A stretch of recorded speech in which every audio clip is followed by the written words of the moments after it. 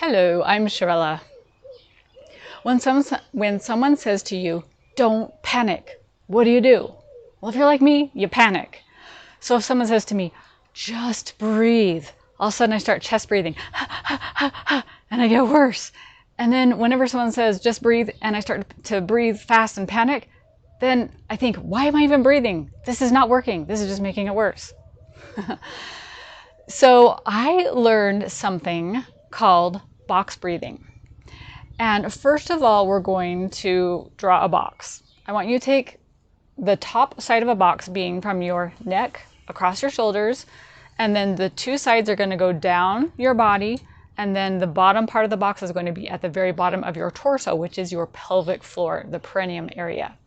Now imagine this whole box, and when you breathe, you're going to fill up the box.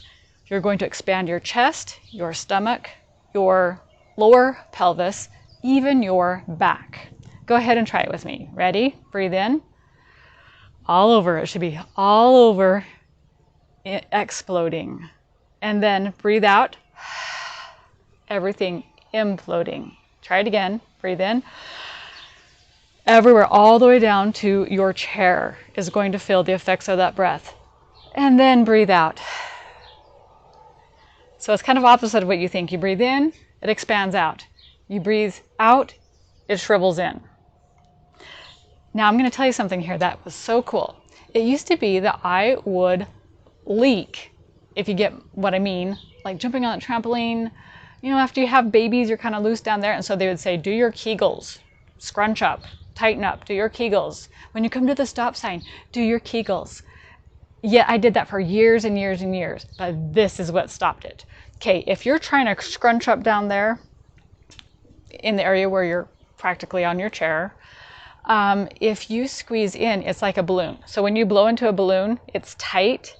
And if you pull that top of the balloon, it just squeaks out. And that's what happens when you're trying not to leak, yet do these Kegels so that you're just barely hanging on and there's air that can squeak out or pee or whatever it might be. Once I learned how to box breathe like this all the way down into my pelvic floor, it filled up so that the balloon was big instead of this little passageway. And I stopped having leaking problems. So breathing all the way, filling up the whole expanse of the torso, allows all the space enough room so that you don't have any leakage. It's kind of weird that it works, but it does. Okay, so remember that box breathing.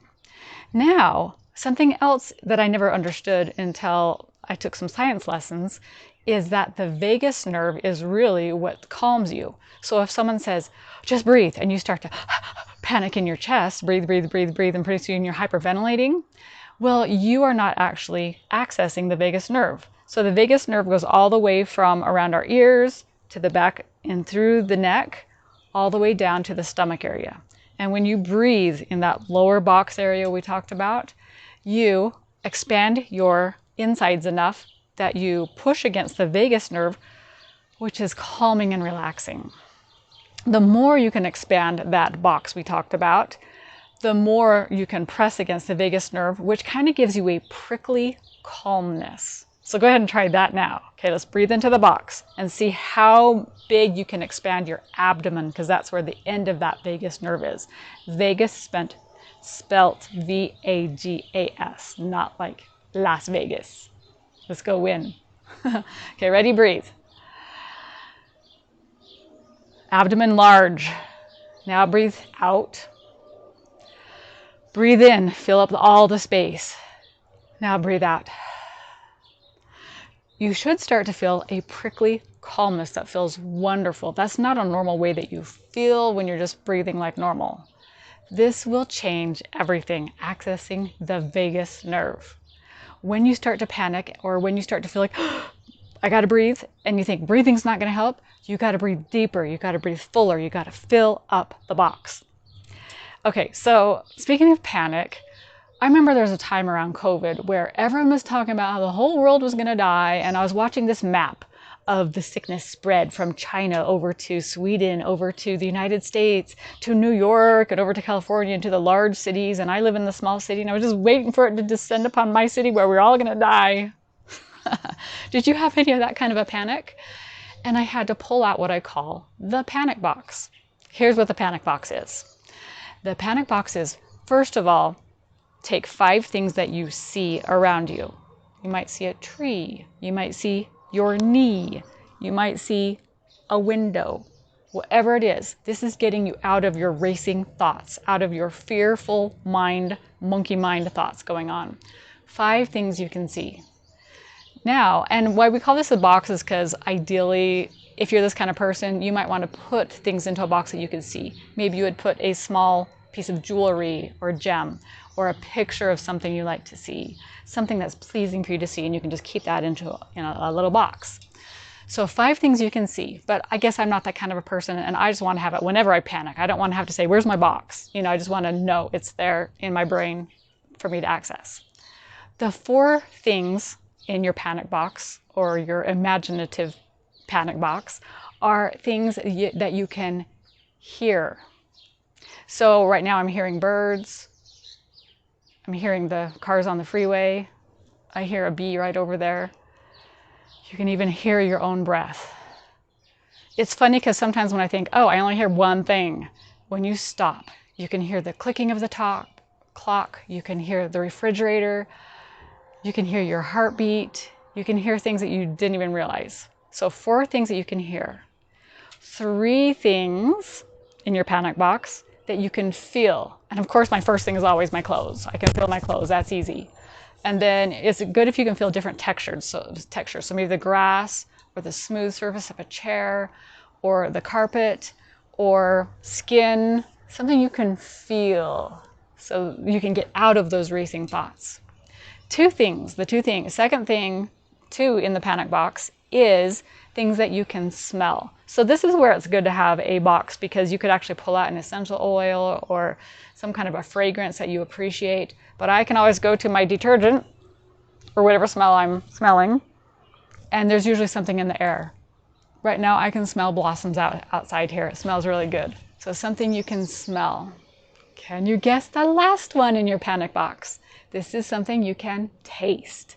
And sometimes I just have to say, what am I tasting in my mouth right now? Because it's just getting you out of those racing, panicky thoughts. What am I tasting right now? A little bit of breakfast. Yum. Or if you have the actual panic box, a mint or a piece of gum. I mean, you can go and just grab a blade of grass and start chewing on it. That's okay too. Something that you can taste. Once you can get out of the mind and into your senses, you start to calm down. And then do that panic, then do the box breathing again. And here's another way to breathe that is helpful as well. And this is actually what they call box breathing. So this is, you breathe in on the count of 4, hold it for the count of 4. Breathe out for the count of 4, hold it for the count of 4. And I usually go here when I'm really panicky, when I'm like, it's like the box that I told you about on the body is not quite there yet. I can't quite get there yet. But if it's like, let's try it together. The 4x4 box breathing. Ready? Breathe in. 1, 2, 3, 4. Hold it at the top. 1, 2, 3, 4. Breathe it out. 1, 2, 3, 4. And hold it for 1, 2, 3, 4. Then you're able to calm yourself enough to say, okay, now let's fill up this box. Let's see if I can fill up that vagus nerve. Fill it all up, all the way down to the chair you're sitting on. And then squeeze it out. And even if you can squeeze out more out of your lungs, even better. Let out that stale air. Let in something better. Breathe in, out.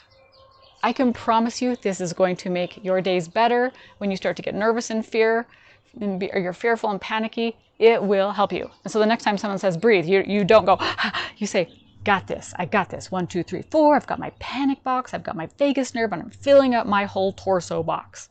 I know this will help you. I'm so glad to share this with you.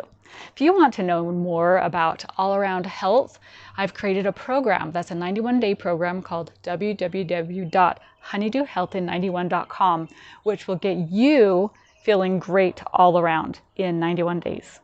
So I'll see you later.